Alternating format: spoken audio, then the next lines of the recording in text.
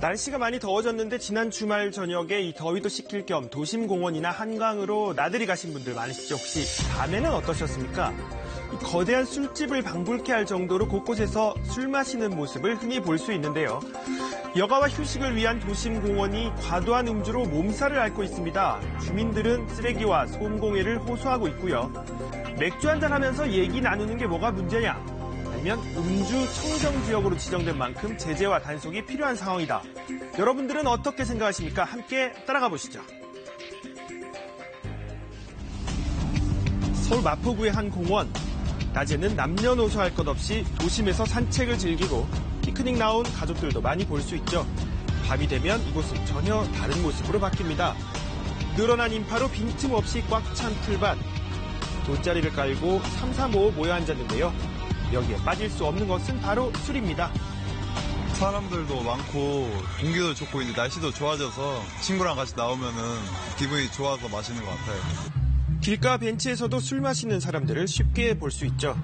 주말이 되면 인근 편의점은 술을 사는 손님들로 인산인해를 부릅니다. 노래 한 7, 8은 사갑니다. 밤이 깊어갈수록 사람들은 점점 늘어나는데요. 한바탕 사람들이 즐기고 지나간 뒤 남은 건 넘쳐나는 쓰레기 덤입니다. 거리 곳곳에서 이렇게 버리고 간 쓰레기들을 쉽게 볼 수 있습니다. 인근 주민들은 주말마다 한바탕 쓰레기와 전쟁을 치른다고 합니다. 이제 내일은 이거 안 해, 이거 안 해, 쓰레기다. 냄새, 음식에서 먹다가 다 걸어가지고 아유. 이뿐만이 아닙니다. 일부 주객들의 과도한 소음도 또 다른 고통이라고 합니다. 쓰레기 119가 오고 나이에요. 잘 못 자요. 시끄러워. 이간이 새들을 이러고 있는데 쓰레기 안 먹으면 참 못 자요. 2년 전 공원이 생긴 후로 이 같은 민원이 계속되자 서울시는 올해부터 이곳을 비롯한 도심 22개 공원을 음주 청정 지역으로 지정했습니다. 절주를 권고하고 술을 마신 뒤 심한 소음, 악취 등 혐오감을 주는 행위의 경우 10만 원의 과태료를 부과하도록 한 건데요. 하지만 건강증진법 관련 조항이 없어 음주 자체를 단속할 수는 없습니다. 건강증진법이 지금 개정은 요청됐지만 계속 계류 중이고 법 통과가 되지 않았습니다. 그래서 저희 서울시에서 만든 조례는 음주, 소란 행위에 대한 만 과태료를 부과하게 됐죠. 계도 기간을 거쳐 지난 4월부터는 음주 청정 지역을 만들기 위한 노력도 이뤄지고 있는데요. 감사합니다. 여기 음주 청정 지역이라서요. 조금 자제 부탁드리고요. 하지만 과태료 부과까지 이어지는 경우는 거의 없다고 합니다. 거의 단속까지 가는 경우는 없었고요. 한 건이 있는데 그 경우는 이제 흡연을 했기 때문에 저희가 단속을 한 실적이 있습니다. 공원을 이용하는 시민들, 과연 음주 청정 지역을 제대로 알고 있을까? 관심있게 쳐다보지 않아서 잘 못 봤습니다. 전혀 몰랐어요. 그냥 지나가다가 사람들 먹고 있으니까 여기 마셔도 되는구나 하고 마시는 거지.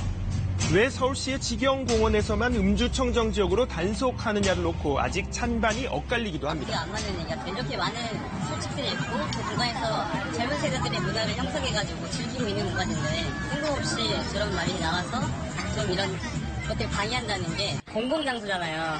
그거에 대해 이제 책임을 좀 져야 된다 생각해요. 그래서 저는 저거에 대해 좀 찬성하는 바이고.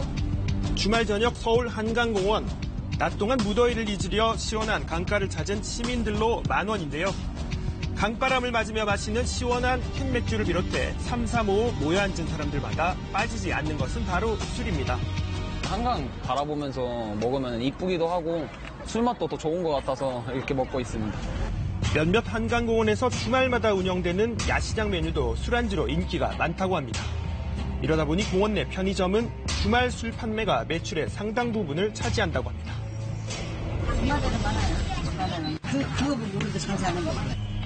하지만 이곳 역시 술 먹는 사람들이 늘어나면서 인상 찌푸리게 하는 취객들도 같이 늘고 있습니다. 큰 소리로 약간 소리를 지르신다거나 가끔씩 싸움을 하신다거나. 예. 근처에 와서 회방을 놓는다던가 아니면 주변 사람들과 이제 오래오래 좀 소리 지르면서 그렇게 난동을 피운다던가 아니면은 주변 기물을 파손이나 그런 걸 한다던가 이런 것들이 좀 불편하고 좀 안 좋게 보이긴 해요.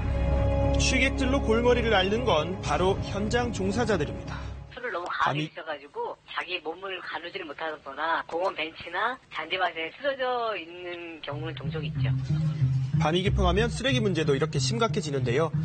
바닥 곳곳 벤치 위 할 것 없이 한바탕 술자리가 벌어진 흔적들이 이렇게 남아 있습니다.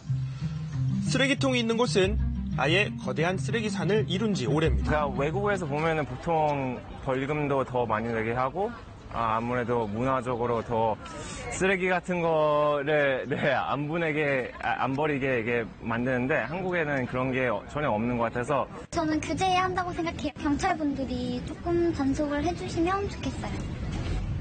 공공장소나 야외에서의 음주로 인한 피해가 많은 만큼 이제는 적극적인 제재가 필요하다는 얘기도 나옵니다. 다른 사람한테 피해를 줄 수 있기 때문에 해변가라든가 공원이라든가 길거리라든가 사람들이 많이 모이는 장소에서도 술을 금하고 있는 나라들이 굉장히 많습니다. 공공장소에서 음주를 금지하는 그런 상위법이 마련되었으면 좋겠습니다.